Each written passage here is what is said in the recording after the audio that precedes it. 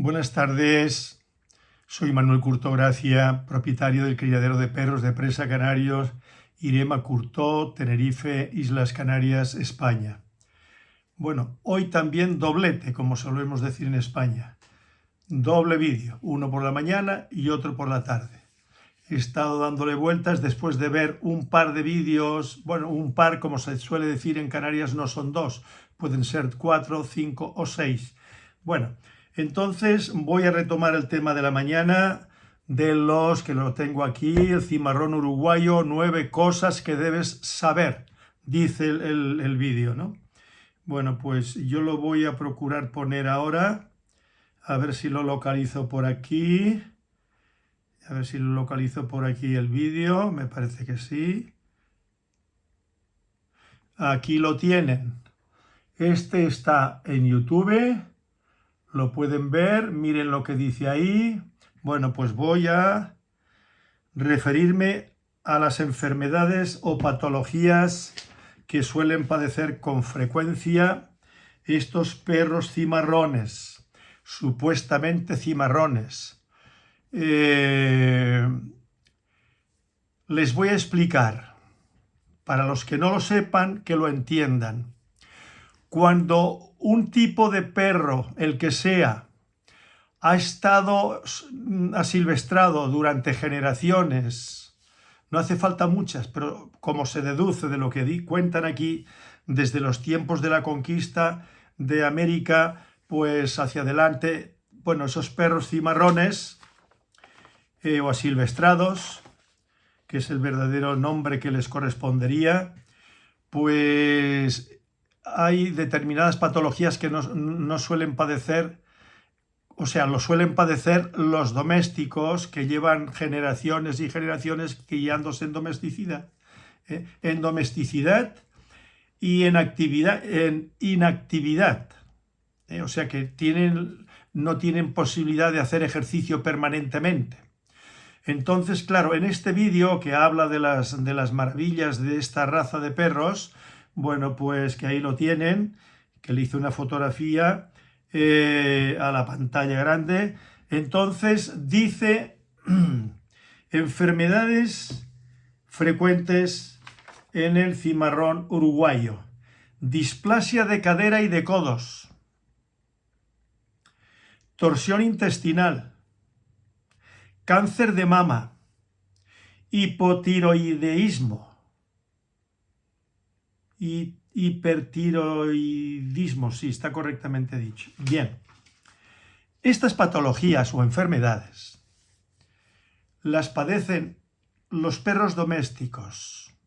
Suelen padecerlas con frecuencia, con más frecuencia, los Bull Mastiff, por ejemplo, los mestizos de Bull Mastiff y otras razas de tipo molosoide que se han estado criando durante generaciones en cautividad. Por ejemplo, estas patologías no las suelen padecer los mastines loberos y no son perros asilvestrados, pero que todos los días, generación tras generación, están activos en el campo cuando les apetece y las ovejas están pastando pacíficamente en un prado, donde quiera que sea, pues ellos están echados. En cuanto las ovejas se mueven, ellos van con las ovejas.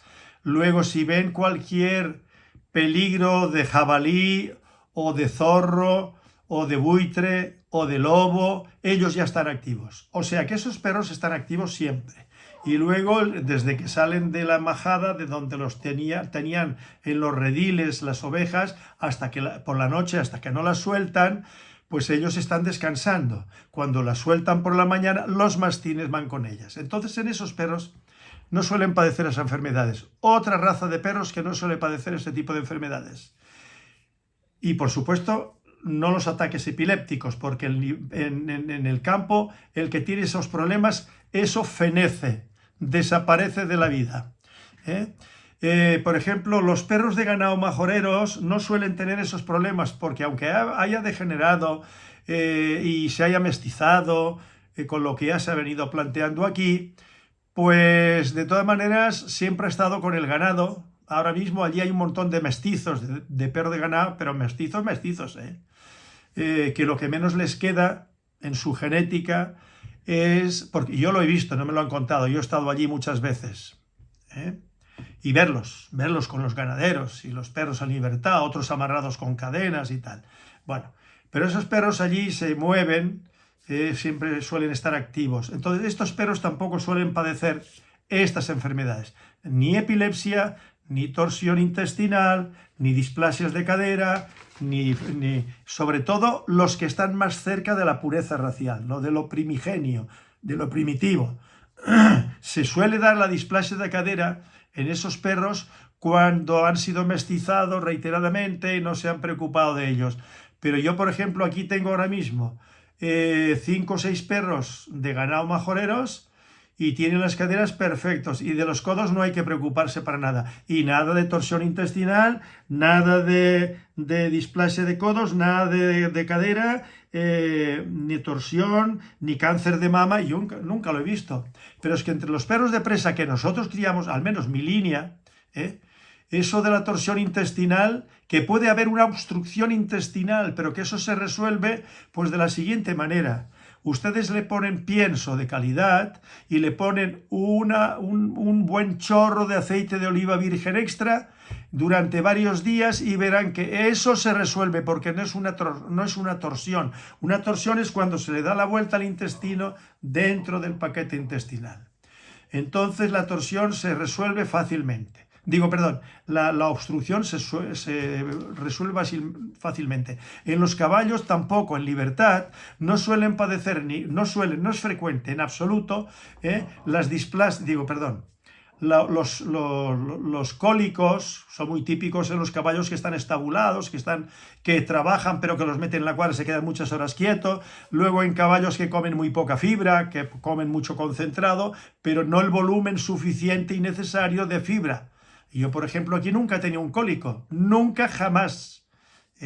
Tuvimos un cólico con un caballo que trajeron ya viejo, que traía problemas de atrás, y entonces en el periodo ese de adaptación a la alimentación y tal, bueno, pues ya nos dijo la propietaria que es que había tenido ya varios cólicos a lo largo de los años. Era un caballo ya viejo. Vale.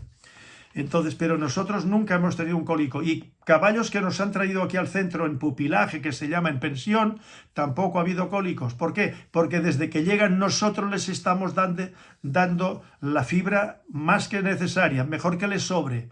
Porque si están varias horas sin comer fibra, o sea, vegetales, pues los vegetales propios de gramíneas, leguminosas, nosotros le damos alfalfa, que es una leguminosa, y sobre todo raigrás y festuca. Cuando hay raigrás, mejor que festuca. Bueno, pues aquí nosotros tenemos caballos hermosísimos y no tienen ningún tipo de problema. Y tampoco tienen problema los caballos que viven sueltos en el campo. Infosura o laminitis es en las patas. Se les inflaman las láminas, la parte interior del casco, forman como láminas, y entonces eso se les produce lo que se llama laminitis, es inflamación de las láminas, y entonces esos caballos ya la vida útil ya se les acabó, porque nunca acaban de superar ese tipo de enfermedad. Eso, y sobre todo lo que se les queda, ¿no? Ahí, que está siempre trabajando, es como una persona que ha tenido cáncer. Seguirá con una medicación y siempre con mucho cuidado médico, porque eso no se acaba de resolver nunca. Entonces vamos a hablar de este tema. ¿Por qué estos perros padecen? Que eso ya lo sabía yo, no tenía más que verlos en los vídeos, que he visto un montón de vídeos últimamente ahora. Bien, esos perros son domésticos. Esos perros no saben lo que es ¿cómo se llama? El asilvestramiento, sí, exacto, que de estar sueltos por el campo, olvídense. Esos no han estado asilvestrados, para nada, ningún ancestro de ellos. No tienen ni siquiera un porcentaje de los perros asilvestrados, o cimarrones, nada. Si vinieran de ahí, no habría estos problemas de displasias de codo, de displasias de cadera, porque en el campo la selección natural es eso, los que no pueden seguir el ritmo de la caza, ese constante movimiento como hacen los lobos en general, y como hacen los perros de caza. Los perros de caza es rarísimo, si son perros de caza de verdad y que los sacan constantemente en la época de caza, pues no padecen displasias de cadera. Los podencos, los pointers, ninguna raza de esas. Ahora, cuando se crían ya generaciones y generaciones, los perros de trineo tampoco, pero ya empiezan a aparecer displasias de cadera entre los perros de trineo husky, las camalamute, los samoyedos. ¿Por qué razón? Porque ya llevan generaciones criándolos en cautividad y no saben lo que es un trineo, no saben lo que son los climas fríos, que es donde ellos nacieron y se desarrollaron durante miles de generaciones. Entonces son los que criamos perros, que estamos especializados en este tema.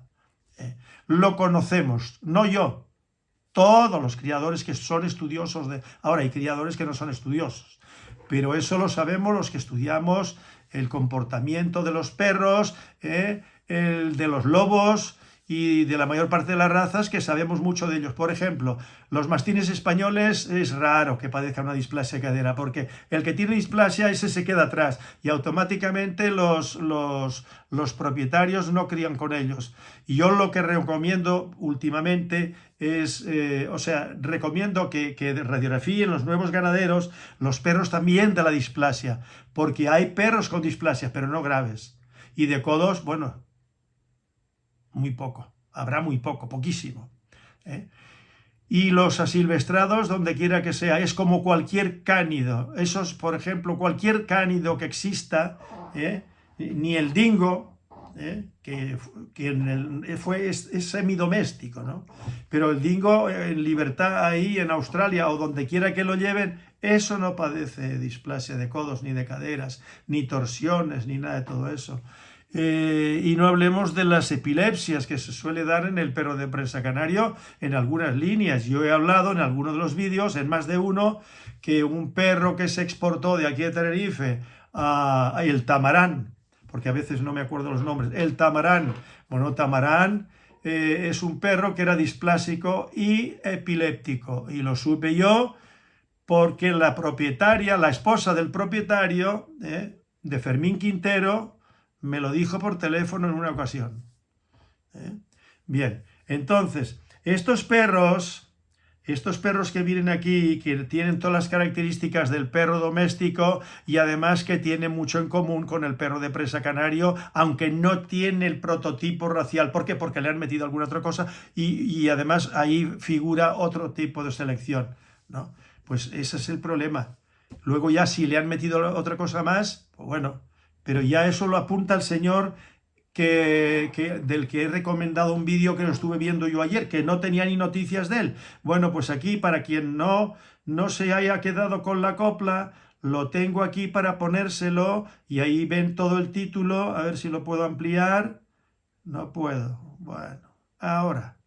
Bueno, pues este vídeo está en YouTube, lo pueden ver todas las personas interesadas, o sea que no me invento nada. Este vídeo, hay un señor ahí, primero hay una presentación, hay otro señor con el pelo canoso, un poco más largo que el de este señor, luego ese señor se retira y entra a comentar el tema y escúchenlo todas las personas que estén interesadas, sean o no uruguayos, tengan o no tengan perros de este tipo, pero los que los tienen, quizá algunos se han tragado la bola, como digo yo, se lo han creído, eso que les han vendido, que son descendientes de los caballos cimarrones de origen español, de siglos pasados. Olvídense. Bueno, pues ahí se comenta este señor los tipos de perro de los aborígenes de ahí y de otros sitios, y luego los perros cimarrones, y que se reprodujeron de una forma tremenda, que ya eso lo sabía yo, y luego, pero eso no fue ahora, ni hace 50 años, eso es de muy atrás. Bien, y hubo unas matanzas para eliminarlos, ¿no? Entonces estos perros no descienden de esos cimarrones, no les quepa la menor duda, y los que tengan alguna duda, valga la redundancia, de España o de cualquier otro país, que se lo ha creído porque no sabe, se lo han dicho, pues muy bien, lo mismo que si yo me hubiese callado con respecto a los perros de presa canarios.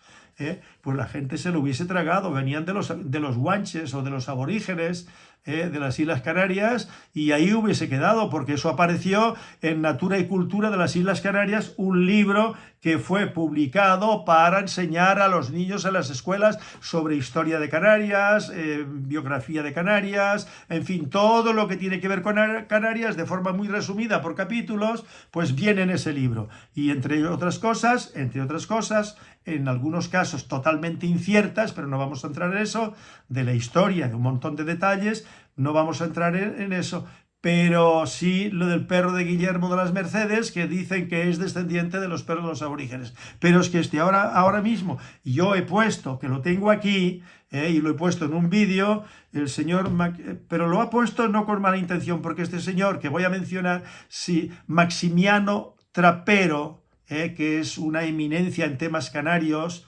Él no es arqueólogo, pero conoce mucho, y de la historia conoce muchísimo de la historia de Canarias, no solamente de Canarias. Este señor es catedrático de filología y es un señor que domina todo, lo ha estudiado hasta la saciedad, nadie como él, el folclore de las Islas Canarias y el parentesco que tiene con el folclore de España.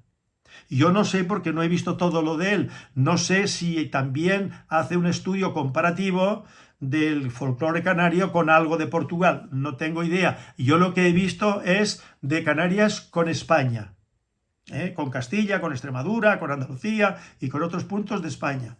Bien, y este señor, porque no ha estudiado el tema, ahí ha cometido un desliz. O sea, un patinazo lo puede dar cualquiera, porque no sabía sobre el tema.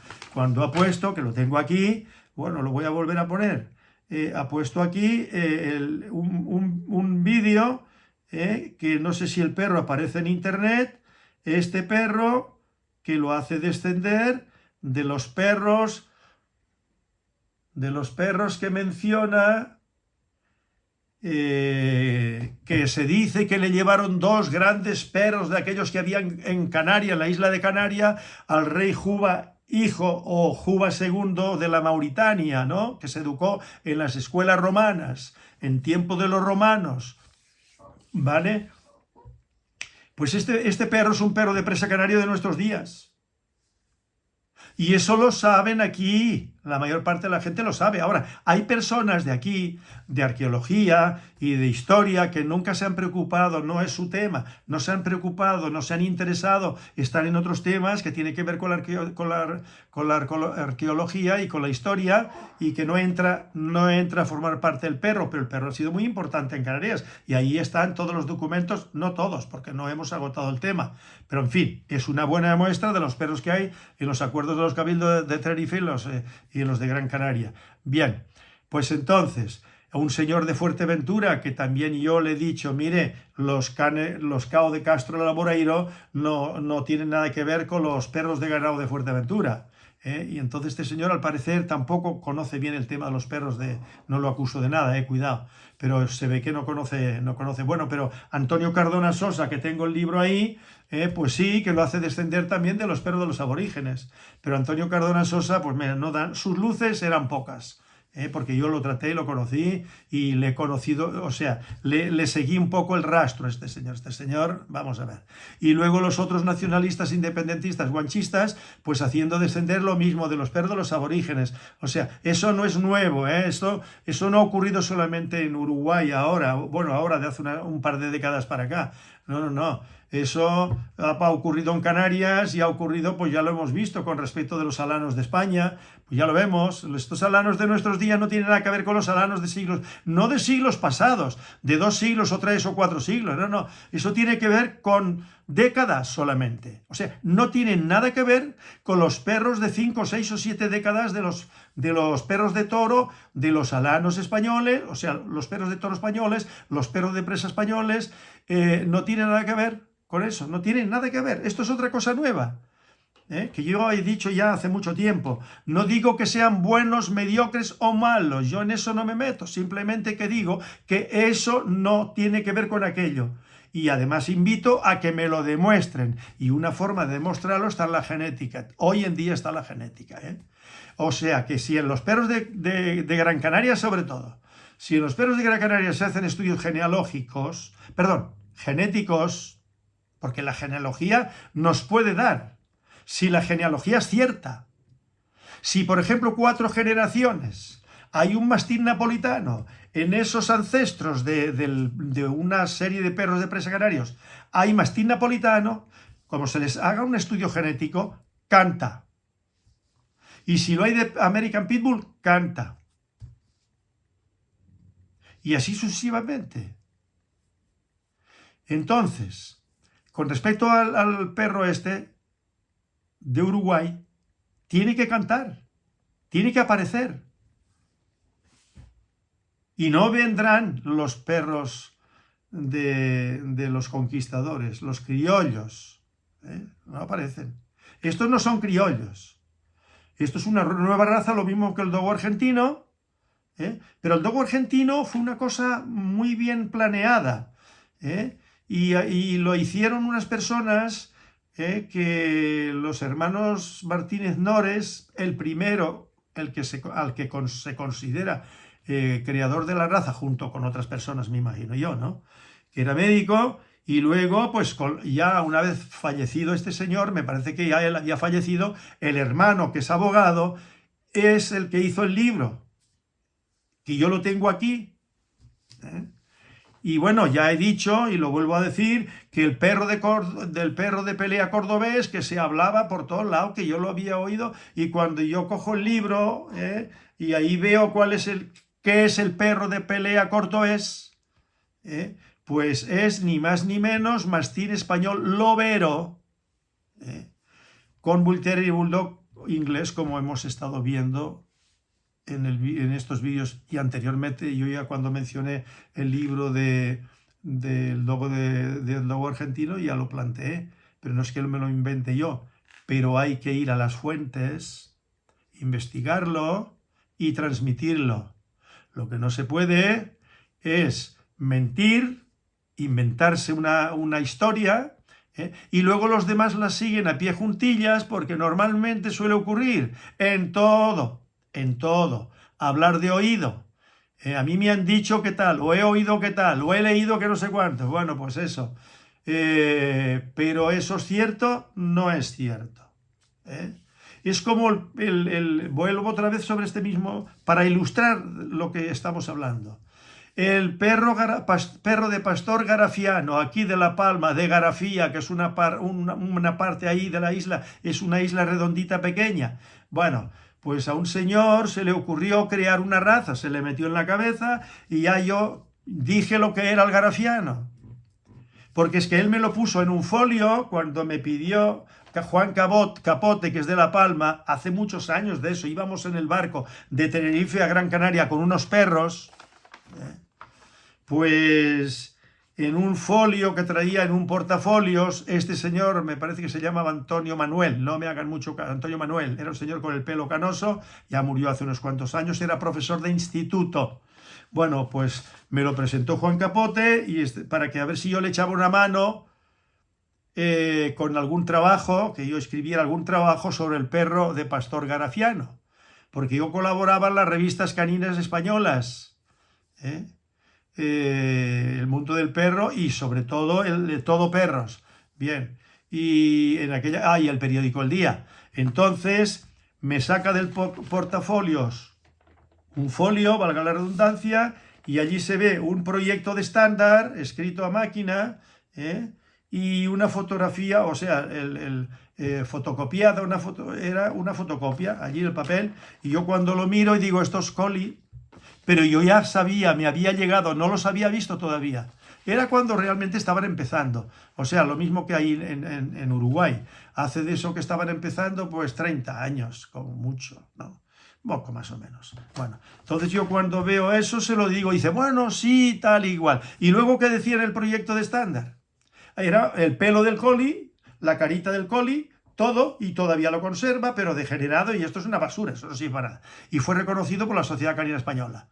Pues imagínense, la Sociedad Canina Española le da el reconocimiento como junten el material suficiente y lo enfoquen de la forma más o menos como exige la Sociedad Canina Española y la internacional. Lo mismo es en Uruguay. La Sociedad Canina Uruguaya, y que depende de la Federación Cinológica Internacional, la FCI, pues nada, ellos lo que quieren es registrar razas e ingresar dinero, lógico y normal. Camadas es dinero, inscripción de camadas es dinero. Todo eso deja dinero. Yo no digo que se lo embolsen ellos, pero en fin, viven de eso las sociedades caninas, de unas cosas y de las otras, porque si no, no se podrían sostener. Bueno, sobre todo se mantienen con todo el tema de las exposiciones, las inscripciones de camadas, en la cuota de los socios. Bien, entonces, en ese proyecto de estándar, una cosa muy básica, ¿no? Pues hacía descender el garafiano de perros de pastoreo, de por allí, ¿no? Con algo venido de fuera, pero que eso lo que venía a decir era de esos perros de allí, de cabras, pues de origen a origen. Y se quedaban tan panchos, o sea, yo no... Y eso ha pasado, lo mismo que está pasando en las Islas Baleares con el Cadebou, que ya lo he dicho muchas veces. Seguramente que a mí no me pueden ni ver, no porque yo no esté presente, sino que quiero decir que me odian, porque yo lo repito, pero es que esos Cadebou no tiene que ver con aquellos Cadebou de antaño. Estos no valen para nada. Estos simplemente los han sacado y los van presentando a exposiciones y a vender cachorritos. Y eso determinado. Y con ese cinismo, y con esa falta de ética, pues están con eso. Que me dicen, bueno, de acuerdo, esto no tiene nada que ver, pero nosotros estamos haciendo una labor concienzuda, bien, con buenos planes de cría, y estamos sacando, bueno, pues una nueva raza, porque si no es aquellos, una nueva raza, ¿o no? Pues los alanos en la península ocurre lo mismo, una nueva raza, que le llaman alano, bueno, pero que quede constancia que en el apartado que pone orígenes, origen, pues saber de dónde viene. Y no se le puede inventar un origen, falsearlo. Porque yo tengo el tríptico del origen del perro de ganado majorero. Perdón un momentito que me levanto, que ya lo enseñé el otro día. Esto que yo lo elaboré yo íntegro, sin contar con nadie, pero yo conozco muy bien el tema y sé qué es lo que exige la Sociedad Canina Española y la Federación Cinológica Internacional. Y eso es de cuando yo fundé el club, que después lo dejé parado, como he dicho en alguno de los vídeos. Y el que no los haya visto, pues que vuelva atrás, aunque no les interese demasiado el tema, para que vean lo que yo planteo. Bueno, pues aquí pone origen y difusión de la raza. Y yo escribí en aquella época el párrafo pertinente, ¿no? Y digo, perro de ganado majorero es un lupo mastinoide originario de Fuerteventura, Islas Canarias. No pongo perro majorero. Luego cuando pone sinonimia, perro de ganado majorero, y luego sinonimia, bardino, barcino, verdugo, para aquellos ejemplares de manto bardino, pero no como raza. En el resto de las islas se le suele llamar también perro majorero, y yo estoy en lo cierto. Y esto no hay quien me lo discuta. Luego lo que hayan hecho, como lo hayan reconocido, eso ya escapa a mis intereses. Esto que yo planteo aquí, denominaciones y sinonimia, es el verdadero. Eso es, como lo planteo aquí. Y luego cuando digo perro de ganado majorero es un lupo mastinoide originario de la isla de Fuerteventura de Canarias, los primeros perros ganaderos fueron introducidos en Fuerteventura por los conquistadores y colonos franco-españoles de la península ibérica junto con el ganado vacuno, ovejuno y caballar en el año 1404. Esto es rotundamente cierto. Y si no, que demuestren lo contrario. Que me demuestren lo contrario de que los primeros perros ya no vinieron, que no vinieron en el 2404. Yo sostengo que sí. Porque antes de la llegada de la península, con 500 hombres de armas, 500 piezas de armas, caballos y otros animales, acto seguido cuando llegan dice, y llevaban perros con ellos. Y yo planteo en mi libro, ¿y qué perros eran esos? Y yo ahí presento la siguiente hipótesis. Perros de ganado, perros de presa, unos u otros o ambos. digo yo en el libro. Pero ya eso lo dije en el 91. Antes del 91, porque el 91, repito, es una recopilación en parte de artículos que yo publicaba en el periódico El Día, en los dominicales.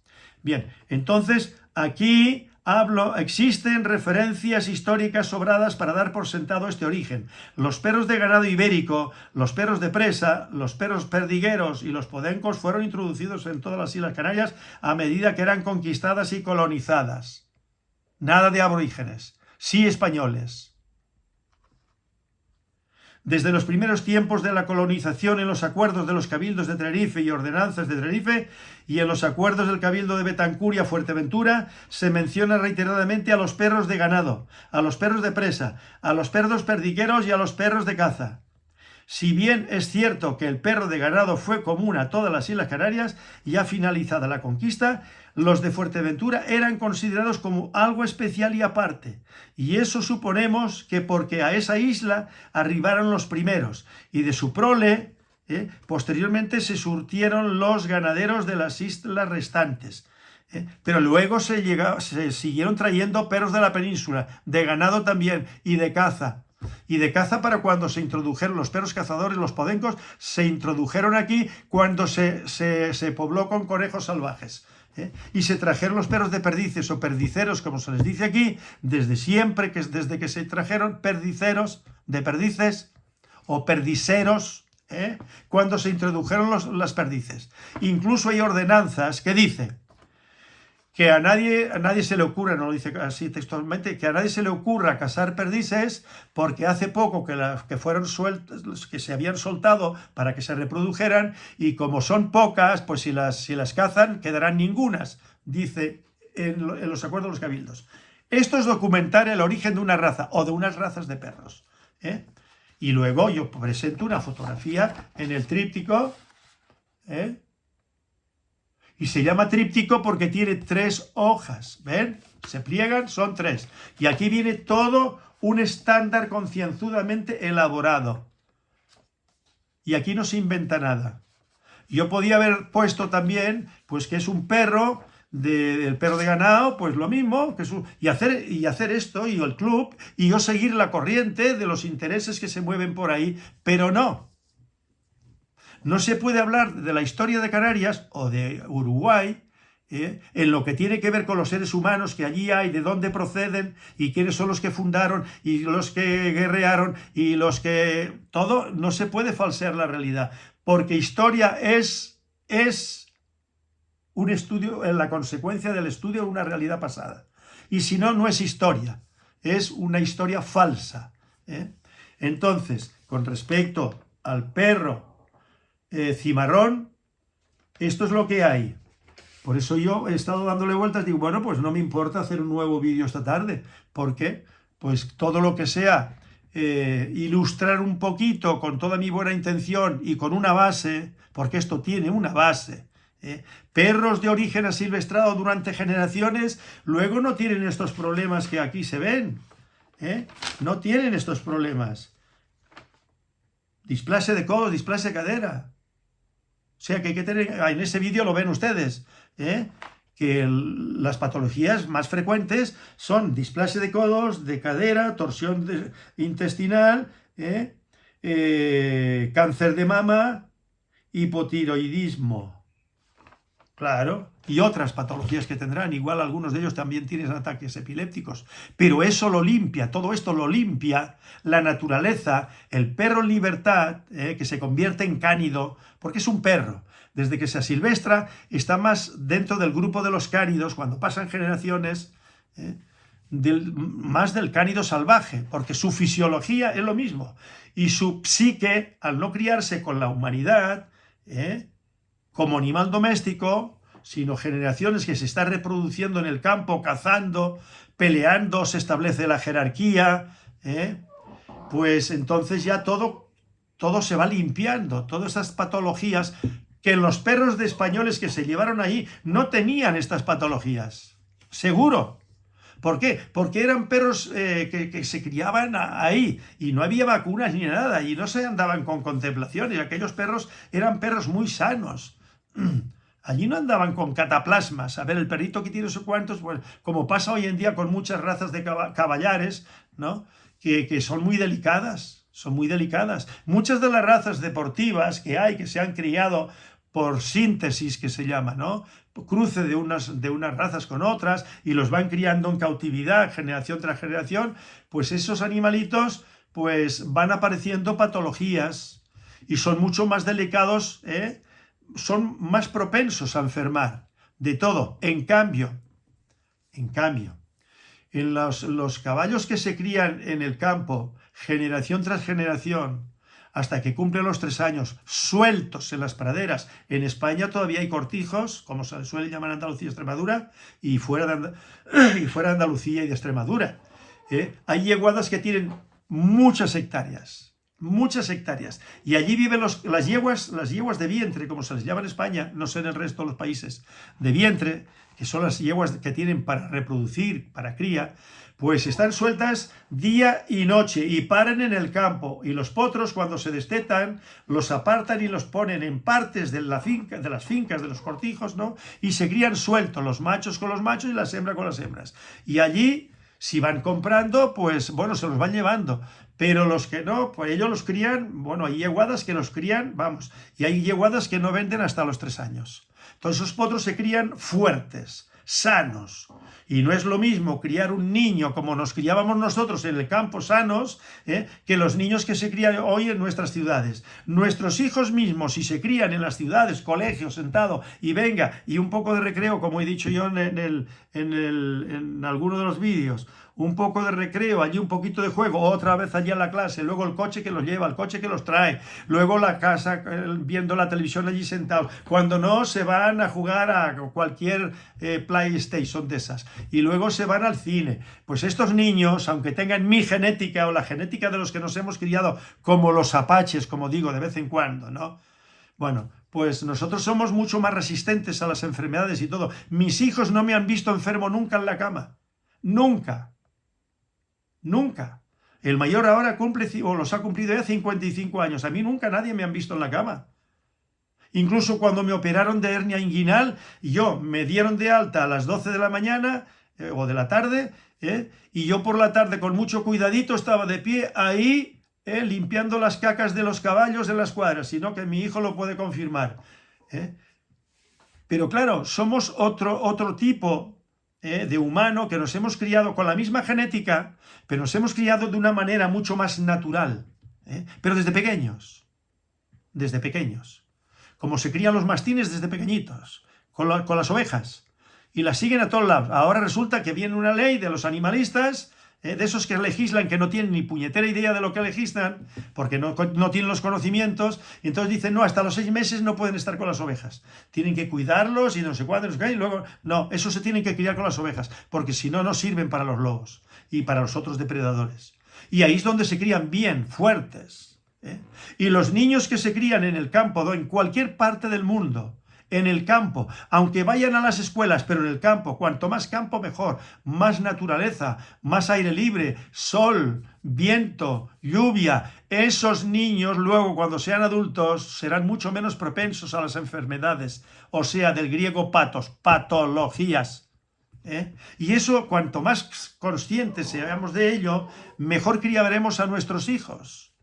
Y yo espero que mi hijo Manuel y Elena, con el nieto que tenemos aquí, su hijo, y con los que van a seguir trayendo, que van a traer más, según tengo entendido, bueno, pues los críen aquí en el campo, y cuanto menos encierro mejor, cuanto menos encierro mejor, y cuanto más tarde los escolaricen, mejor. Yo recuerdo de Félix Rodríguez de la Fuente, que no fue escolarizado hasta los 10 años porque era la época de la guerra. Y hasta los 10 años no fue escolarizado. Y él comentaba, el que no sepa quién era Félix Rodríguez de la Fuente, que lo busque en internet, en YouTube mismo. Y entonces ahí lo encontrarán. Pues este señor luego hizo medicina y se especializó en odontología. El hecho de que estén ahí desde pequeñitos y venga, no significa que luego estén más preparados para absorber conocimientos y sacar una licenciatura o 2. Pues este señor, pero dice que él luego se aficionó a hacer reportajes de animales, de naturaleza y todo eso, por lo que había vivido de niño. Porque había vivido en Ávila, si no recuerdo mal, era de Ávila, y allí ellos se observaban las perdices, las codornices, todo lo que pululaba por allí, las hormigas, todo, los zorros. Bueno, pues este señor hizo me he hecho un poquito de... Me quité una costra aquí, me está sangrando. Los gajes del oficio, que siempre los perros me hacen daño con alguna uña o con un diente. Bueno, pero no pasa nada. Son gajes del oficio. Bueno, pues entonces este señor Rodríguez Lafuente, que yo aprendí mucho de niño, y cuando yo era niño, me parece que en algún vídeo lo he dicho, cuando hicieron el ayuntamiento nuevo en mi pueblo, allí en la Noguera Baixa, en Lérida, bueno, pues yo iba por las tardes a leer. ¿Y qué leía yo? Pues libros de naturaleza, de animales, bueno, pues todo eso luego con los años, y aparte lo que vivíamos allí, en las familias, con la agricultura, la ganadería y todo eso, pues todo eso al final me hizo a mí volver al campo a criar animales.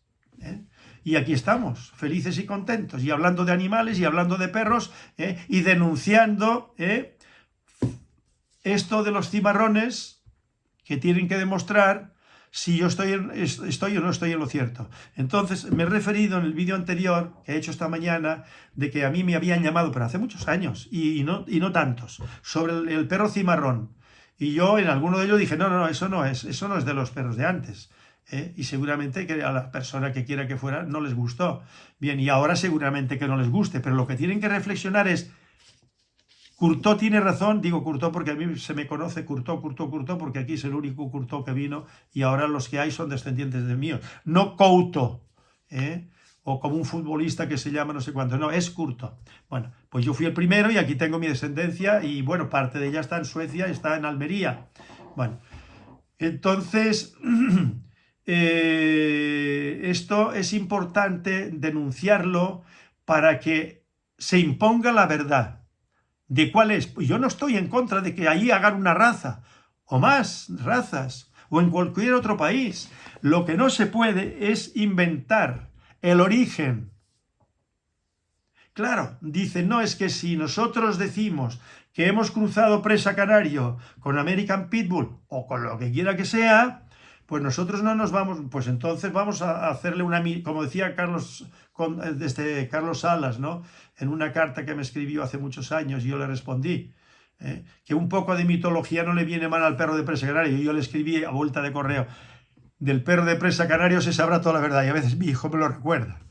Digo, pues sí, se ha cumplido, porque mi objetivo era que quedara claro cuál era el origen, porque eso coloca al perro en el lugar que le corresponde, en el lugar que le corresponde y en el tiempo que le corresponde, no más atrás. No tiene nada que ver con los perros de atrás. Y me podrán decir, bueno, sí, Courtauld, que tú trajiste una perra y un perro de Gran Canaria, sí, pero que esos no emparentaban con los perros de atrás, ni siquiera con los de las pechadas. Porque cruzar perros se ha hecho siempre. Y en el vídeo de ayer lo hemos visto, con los alanos, los lebreles, los sabuesos, cogían perro de toro, buscando una determinada función para la caza mayor, por ejemplo, ¿no? Entonces esto se ha hecho siempre, siempre, donde quiera que haya habido perros. Y si ha habido varios tipos de perros donde echar mano para cruzar, pues bueno, pues por eso han salido tantas razas, ¿no?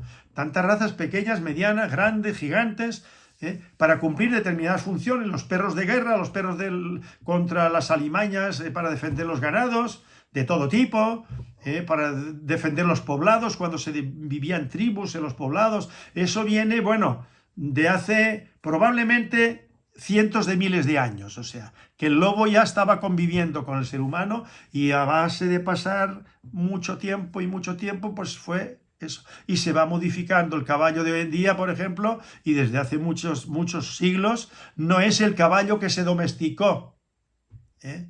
Y al parecer, los caballos, hasta donde se sabe, parte de los caballos domésticos descienden de los tarpanes, el caballo llamado tarpán europeo. Y luego en Asia, de un caballo que no sé el nombre que tendría en en siglos atrás, ¿no? Pero se le conoce como Przewalski o algo así, del señor militar que lo descubrió en Mongolia, que descubrió que había una piara, como se dice en Andalucía, ¿no? Un grupo de caballos salvajes que nunca habían sido domesticados, y a eso le llamaron posteriormente Przewalski en honor del señor que los descubrió, que si no recuerdo mal era no sé si era militar, pero era un estudioso, y bueno, tendría que buscarlo, porque ya no me acuerdo, no me puedo acordar de todo, ¿no? Bueno, pues ese era el caballo, que lo hay en cautividad hoy en día, y lo tienen también porque habían zoológicos que los habían ido llevando a unos zoológicos tal, y luego hubo, eso sí me acuerdo yo que lo leí, pues de varios zoológicos llevaron no para reconstruir, sino llevarlos de donde procedían, para que se siguieran criando y no desapareciera esa especie salvaje. No asilvestrada, cuidado, no asilvestrada, salvaje, que es de perfil convexo. Y el tarpán es de perfil cóncavo. Y no tiene que ver el uno con el otro, son variedades distintas de equinos que han evolucionado durante miles y miles y miles de años, separado el uno del otro. Y también habrá habido más razas de caballos. Otra cosa que esta mañana lo quería apuntar y se me olvidó. He estado escuchando muchas veces, con mucha frecuencia, cualquiera lo habrá escuchado, lo de la raza humana. No existe lo de la raza humana. Yo lo siento, y quería mencionar, pero me lo voy a callar, a una eminencia española que sabe mucho de sus especialidades o de su especialidad, pero cuando le he oído decir, no sé si fue ayer, de la raza humana, se me erizaron los pelos. Dije, también este señor viene con eso. Esto se lo han inventado estas élites, que inventaron también la filosofía woke, ¿no? Todos esos movimientos y toda esta basura. Estos que nos quieren dominar como quiera que sea, ¿no? Y diezmar la población a 500 millones de habitantes. Ahora acaba de morir uno de ellos, de las caras visibles. Bueno, pues no, perdón, no acaba de morir, se acaba de jubilar con 88 años. Bueno, pues este señor es uno de ellos, ¿no? Entonces, la raza humana, no, es la especie humana. Y luego podrá ser lo que se decía siempre, raza negra, amarilla, roja, blanca, pero es la especie humana. Luego ya el color es lo de menos, pero es la especie humana. El Homo sapiens sapiens es esa especie humana. Y luego ha habido otras especies humanas, de homínidos, perdón, llamémosle de homínidos, los denisovanos, por ejemplo, y así hay varias. De una de ellas parece ser que tenemos de un 2 a un 3% los humanos racionales, nosotros, ¿no? El Homo sapiens sapiens, ¿no? Pues del neandertal, que no me estaba acordando yo ahora. Bueno, pues del neandertal, al parecer, que eso se venía afirmando. Recuerdo que uno de los investigadores portugués, de los científicos, me parece que fue el primero de los primeros que empezaron, no hace mucho, a afirmar que el neandertal se había mestizado con el Homo sapiens sapiens en algún momento, porque se encuentra en sus genes algo, un 2, un 3, no sé si llega al máximo a un 4%, ¿no? Y en algunos humanos de determinadas partes de la esfera terrestre, pues hay más neandertal y en otros menos neandertal. Lo que predomina es el Homo sapiens sapiens, pero es la especie humana, la que sea, los chinos, los japoneses, que vienen en buena medida de los chinos, ¿no? Y todas las poblaciones humanas que existen, incluso los de Australia, los de Nueva Zelanda, de por allá, todos somos especie humana. Y luego, por cuestiones de aislamiento en unos casos, de climatología, de alimentación, de la forma de reproducirse, de concentrar los genes, de las mutaciones que se dan, pues entonces hay esas grandes diferencias, y es como los perros. Hablamos de razas, pero es la especie canina, que se deriva del lobo. Y luego hablamos de razas, porque es un prototipo racial distinto y con un color, la capa y todo eso distinto, pues hay una diferencia también entre los nilóticos humanos negros, que es de la especie humana, pues hay unas diferencias con nosotros, en el cráneo, en la morfología, en todo. Ahora, los miras y te das cuenta, tienes que ser muy torpe para no darte cuenta, que son de la especie humana. Los indios americanos, cuando llegan allí Cristóbal Colón, no sabían si eran humanos o no eran humanos, porque en aquella época esos conocimientos estaban bastante... Y dice Cristóbal Colón en una carta, ni son de los indios americanos, no son ni negros ni blancos, son de la color de los canarios. Aquí, no sé si es que se ha querido ocultar de que los canarios eran muy morenos, pero no del tipo negro, ni del tipo blanco, era otra cosa, pero de la especie humana. Y por cuestiones climatológicas y alimenticias y lo que quiera que sea, pues eran muy morenos. Claro, ahora no te encuentras tú estas personas. Y yo recuerdo, aunque me salga un poquito, pero estamos siempre en lo mismo, yo recuerdo en Barcelona, no sé si fue en el Hospital Clínico, que conocía a un médico que era canario y ejercía allí como médico. Y este señor tenía que tener mucho de aborigen, porque era muy moreno, que a mí me chocó, fíjese que yo me acuerdo de eso, porque yo conozco muchos médicos canarios, y no digo, médicos y de cualquier otra profesión, y que no tienen esos rasgos y esa tez tan morena, ¿no? No son chatos, no. Por ejemplo, en una descripción que yo había leído ya, dice de los aborígenes de Gran Canaria que eran de nariz cortita. Pero claro, no todos coinciden en lo mismo, porque Verneau, del siglo XIX, francés, que tengo un libro aquí muy interesante, lo tengo todo subrayado, lo típico en mí, bueno, pues dice había cuatro tipos, el cromañoide, pero que no era del tipo cromañoide de la parte de Cromañón de Francia, era parecido, pero no descendía de aquellos. Luego el semitoide, mediterráneo grácil y mediterráneo robusto. Pues los mediterráneos no son cortitos de nariz, es otra cosa. Y el semítico, pues ya sabemos lo que son los semitas, ¿no? Los árabes y todo eso tienen una buena nariz. Y los judíos también. Y la mayor parte de ellos, la nariz aguileña o aquilina, que se llama, ¿no? Esa nariz prominente y curva. Bueno, pues eso es muy característico de los judíos, pero es de aquellos pueblos que procedían de allá, de tipo semita porque vienen de Sem, y los camitas de Cam, y Jafet, pues son otros. Entonces, pues se clasificaban por las tribus. Entonces, bueno, pues volviendo al tema, los perros estos no son de perros asilvestrados, que lo afirmo sin lugar a duda, no lo dudo en absoluto, porque serían otro tipo de perros, otro tipo. No sería esto, no se parecería, y sobre todo algunos ejemplares, no se parecería a los nuestros, pero nuestros perros tienen otro plante, es otro tipo de perro. ¿Por qué? Porque allí seguramente que le habrá metido algo distinto, a no ser que se nos demuestre de que esos perros no tienen presa canario. No de hace siglos, no. O muchas décadas, no. Estoy hablando de pocas décadas para acá.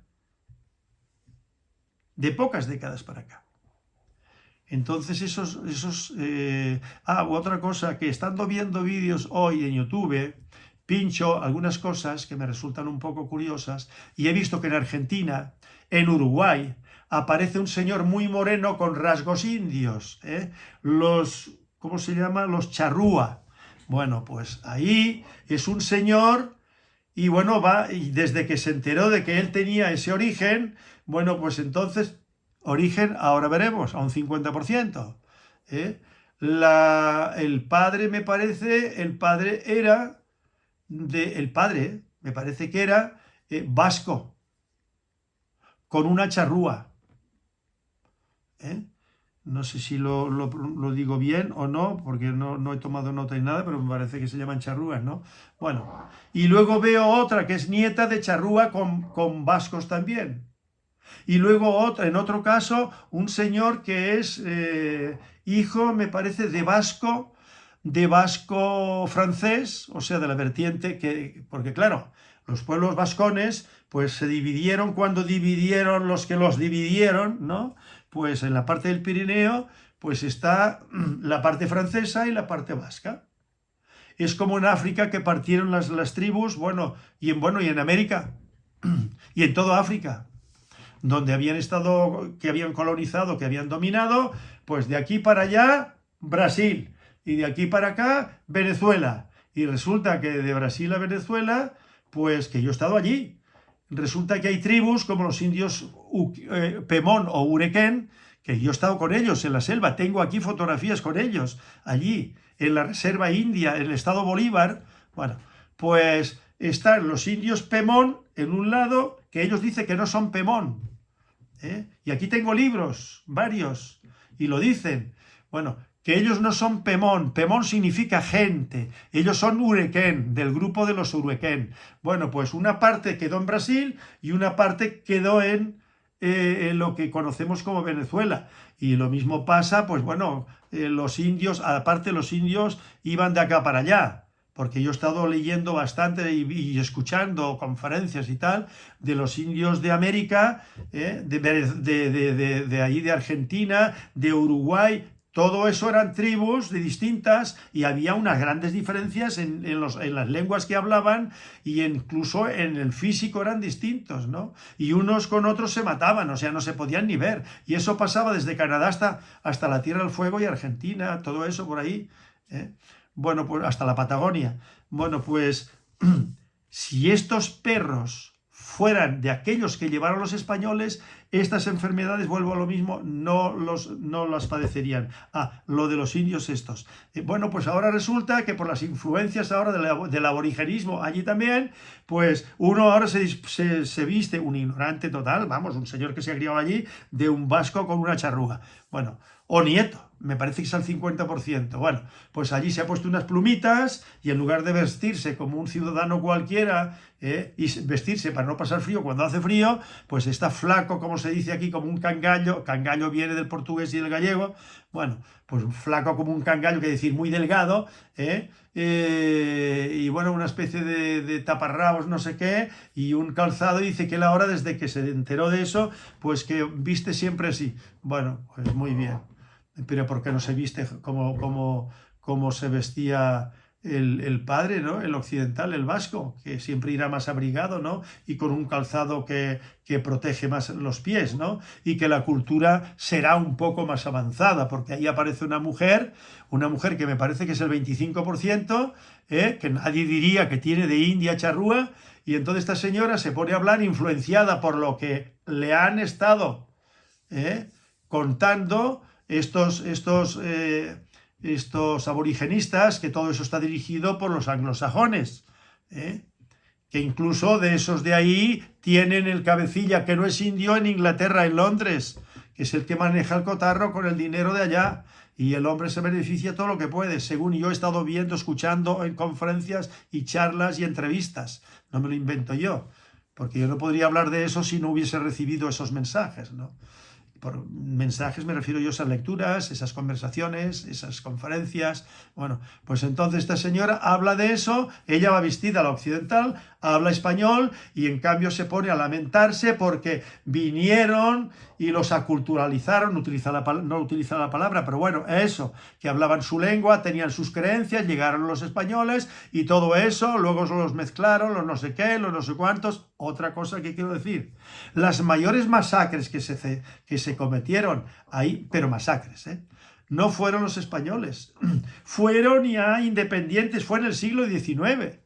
En Argentina, yo las primeras noticias que tuve fue por lo que me comentaba la madre de mis hijos, de mis dos segundos hijos, ¿no? Valeria y Manuel.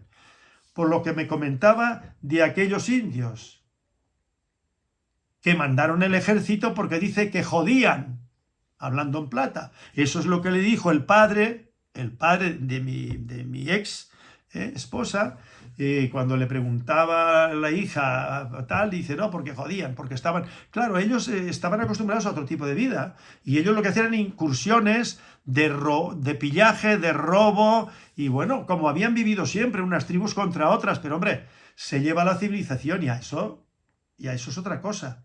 Y ahí evolucionan. Pues no, hay que volver a aquello. Eso es lo que quieren, balcanizar todo eso, y Argentina, pues convertirla en 4, 5 u 8 países como a ellos les interesa, ¿no? Y en Rusia también quieren hacerlo, que vayan cada cual por su lado y muchos países para después ellos poderlos dominar como quieran. Claro, mientras Argentina sea fuerte, que ahora no lo es, pero podría haberlo sido. Pero debido a los políticos, porque eso todo tiene que ver con los políticos, las malas políticas y los corruptos.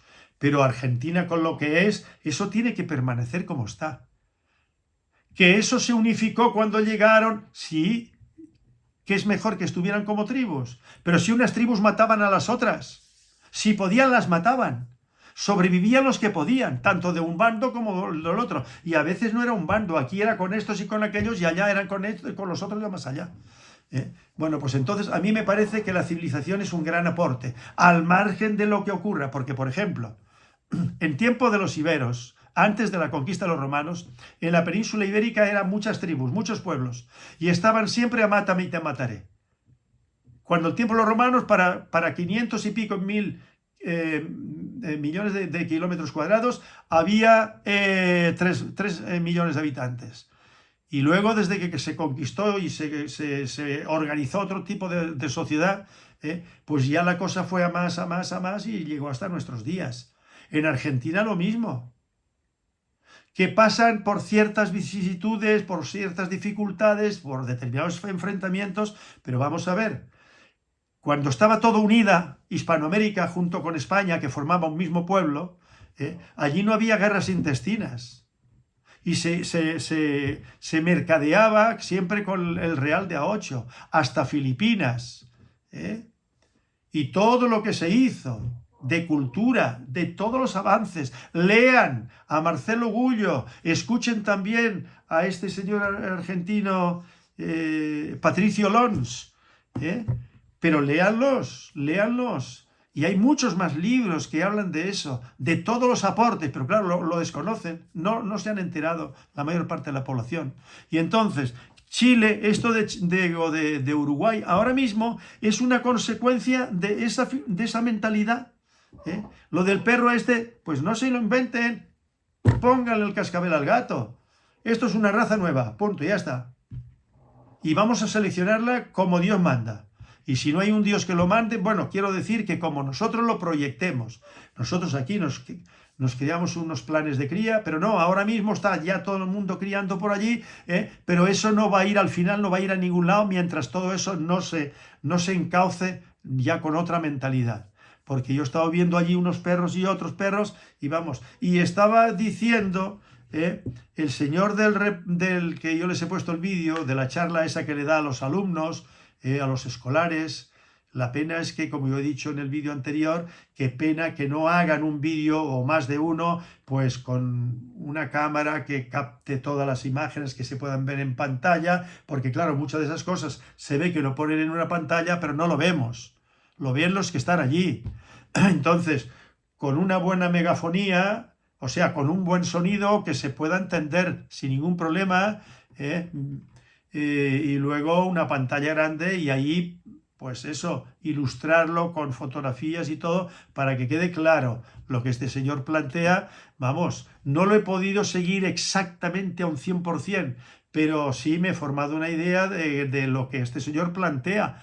Y en fin, que yo no soy el que se lo plantea desde hace ya bastantes años, ¿no? Unos cuantos, ¿no? Ya veo que en Uruguay está también por ahí, pero luego están los otros que son los que se van comiendo el terreno y van criando y vendiendo y van desparramando esos perros como que son de aquello.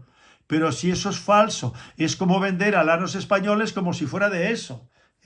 Del libro que he estado yo leyendo, todos esos párrafos que se refieren a los dogos y a los alanos y todo eso, pues imagínense los nuevos que estuvieron vendiendo y probablemente hasta lo vendan a los extranjeros. Que esto sí. Esto es de lo que quedó de allá, de aquel entonces, de aquellos alanos, nada, ni las capas, ni nada, ni el prototipo, nada. Pero claro, si ellos dicen, esto es producto de boxers de hace unas pocas generaciones para acá, viene de boxer, de mastín español, de dogo alemán, viene de Rottweiler, tiene de American Pitbull, tiene de American Stafford, tiene yo que sé de qué, porque ellos sabrán.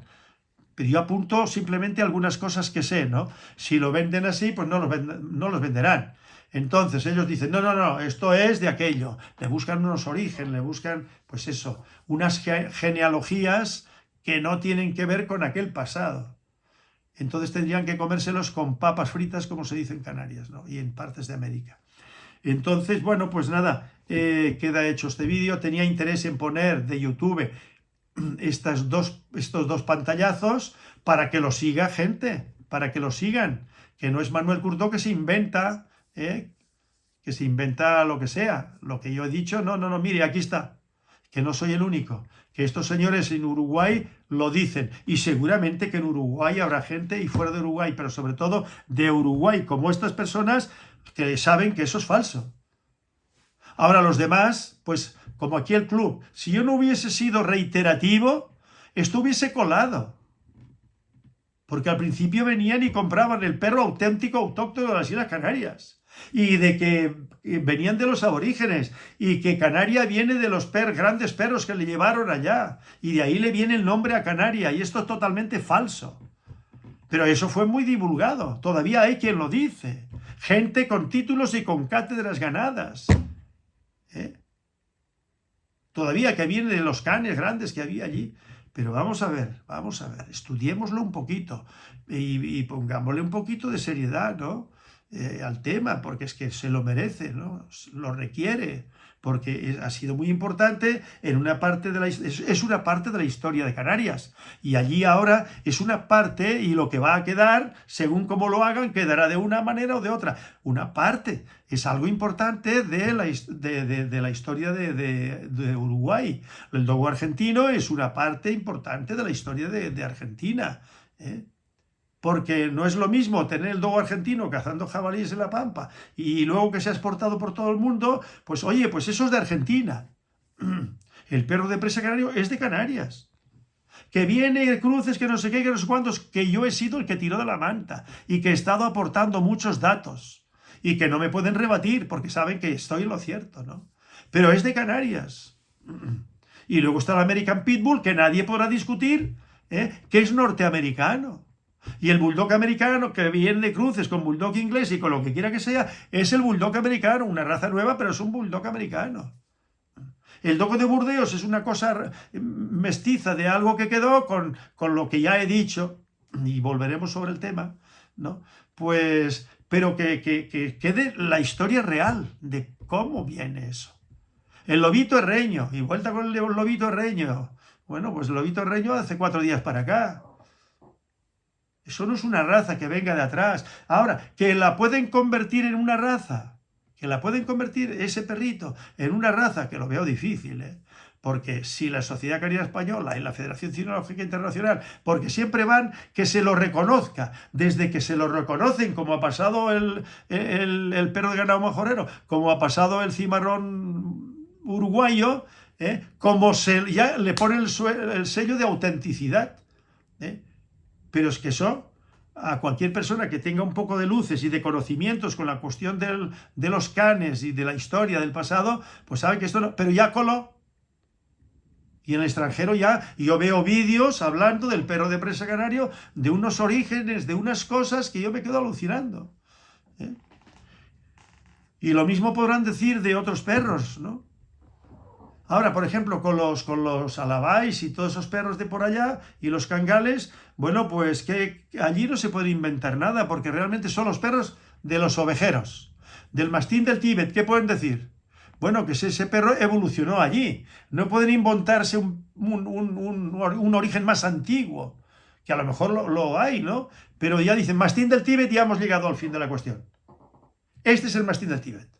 Y en Mongolia hay unos perros parecidos, más pequeños, que recuerdan un poco al mastín del Tíbet. Bueno, pues seguramente que vendrá de allí, porque han tenido relación con el Tíbet.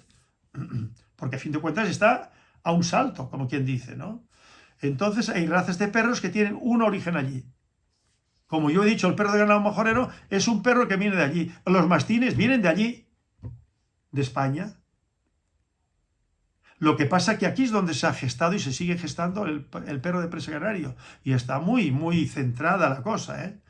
Pero hay que seguir laborando, como dicen los italianos. Porque si no la cosa luego se va ralentizando y ya va perdiendo fuerza y ya al final no se sabe lo que va a parar, ¿eh? Porque no sabemos dónde va a parar el mastín napolitano al final. Porque de hace pocas décadas que se creó la raza, y no sabemos dónde irá a parar. Y el cane corse lo mismo, sí, se crían, veo yo que que el otro, en España, sí, pero habrá que ver si pasarán la criba del tiempo. Para que pasen la criba del tiempo, tiene que ser como todas las razas que la han pasado, ¿no? La prueba del tiempo, que es la criba del tiempo, ¿no? Que va quedando o no queda. Y hay razas que lo mismo que nacieron, desaparecieron. Y hay otras que no, que han seguido, pero en manos de los hombres que las hacen. Y si las manos de los hombres que las hacen siguen esa constancia, como es con el pastor alemán y otras razas, pues sí, hay muchas razas que llevan ya mucho tiempo. El husky siberiano, por ejemplo, que el husky siberiano no es el husky que tenían allá para los trineos, que es un poco distinto, que diríamos es el husky occidentalizado al estilo anglosajón. Sí. El Alaskan Malamute, sí. El Akita Inu, también. Porque en Estados Unidos ya hay un Akita Inu más gigante, más grande, más cuanto, que se diferencia. El aspecto es más o menos lo mismo, pero ya lo han modificado. Pero que sigue siendo el husky, el Alaskan Malamute, el samoyedo, todas esas razas siguen estando ahí. Los Pomeranians, por ejemplo, en Rusia han estado haciendo unos cruces para sacar determinados colores y lo han logrado porque jugando con la genética se pueden hacer milagros, pero hacerlo con conocimientos. Como aquellos zorros salvajes que cogieron en Rusia hace ya unas cuantas décadas, empezaron a criarlos en cautividad, verdaderos expertos, y a seleccionar, y de unos animales huidizos, salvajes, no silvestres, salvajes, han sacado una raza de zorros maravillosos, más grandes, con un comportamiento maravilloso que no es como el perro, pero le falta poco, ¿no? Sin compararlo con el perro. O sea, tiene unos comportamientos y tiene un pelaje, una maravilla, que yo eso lo estuve estudiando desde la distancia. Yo no he estado en Rusia, pero no hace falta estar en Rusia para saber. Yo he visto reportajes y he leído cosas sobre esa variedad de zorro, una variedad de zorro, Bueno, pues lo han logrado. Y no me digan a mí que no lo lograron con el dálmata. El dálmata, que era un perro de carruajes, bueno, pues miren todo lo que ha pasado y ahí está el dálmata y ese ha pasado la criba del tiempo. Bueno, pues el perro de presa canario yo espero que pase la criba del tiempo, tienen que pasar más décadas, ¿no? Pero si todos nos empeñamos en remar en la misma dirección, ocurrirá. Y con respecto al perro de Uruguay, que yo le cambiaría el nombre, por supuesto, yo le llamaría de otra manera. Pero bueno, si le han puesto cimarrón y a ellos les apetece cimarrón, pero que no tiene nada que ver con los cimarrones. Y cimarrones eran los que no eran asilvestrados, sino que se fueron al monte los esclavos, básicamente negros. Y a esto le llamaron cimarrones, y habían huido al monte, se habían echado al monte, ¿no? Y bueno, y algunos de los esclavos negros norteamericanos pasaban la frontera y se metían en el territorio de Hispanoamérica, porque allí ya la esclavitud había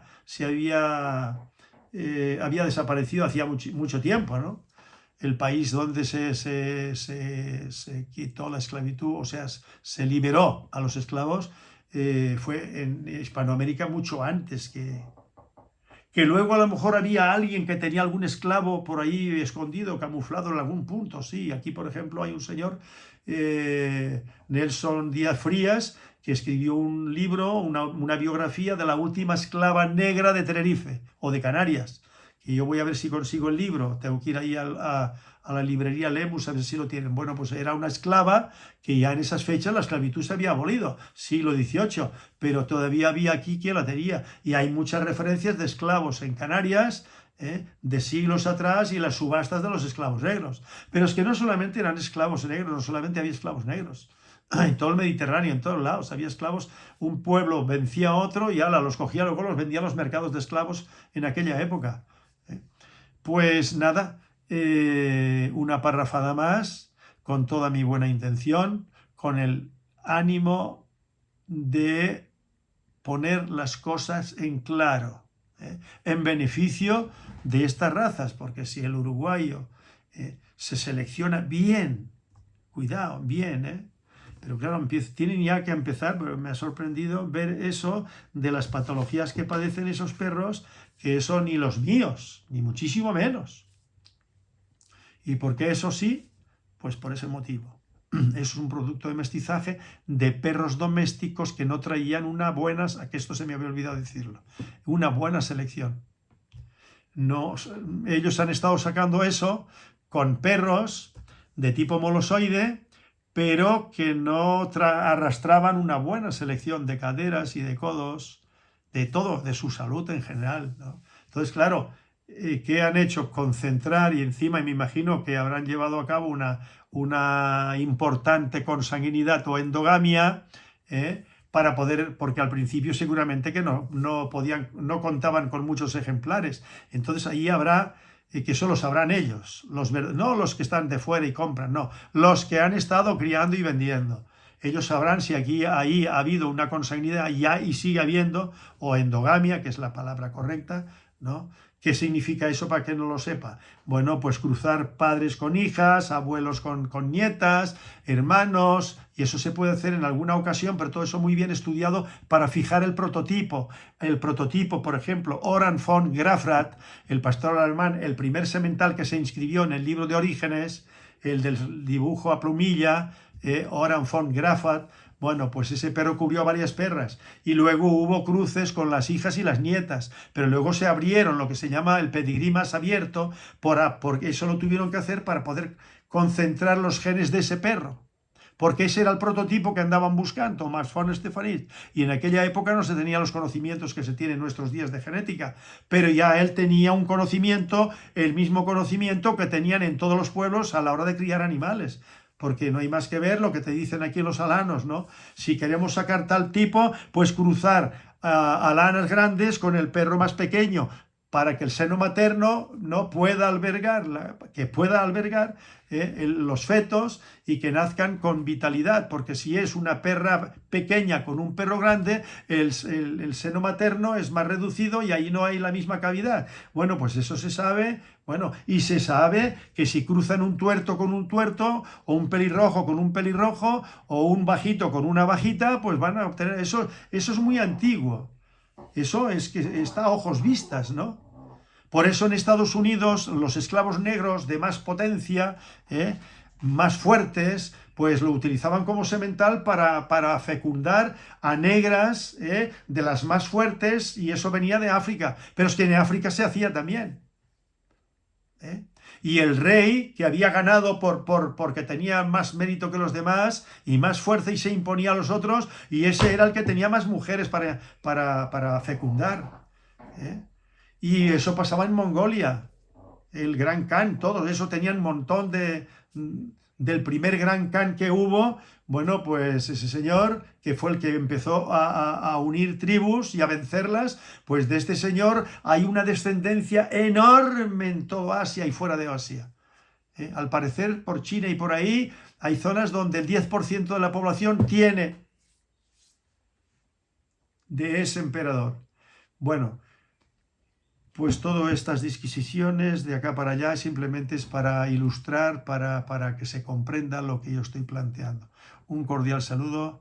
Pongan un perro de presa canario, no pongan un perro sin seleccionar, que luego habrá problemas de caderas, de codos, de torsiones, de epilepsias y en fin, todos esos males que arruinan razas, y no pocas, que están enfermas. ¿De acuerdo?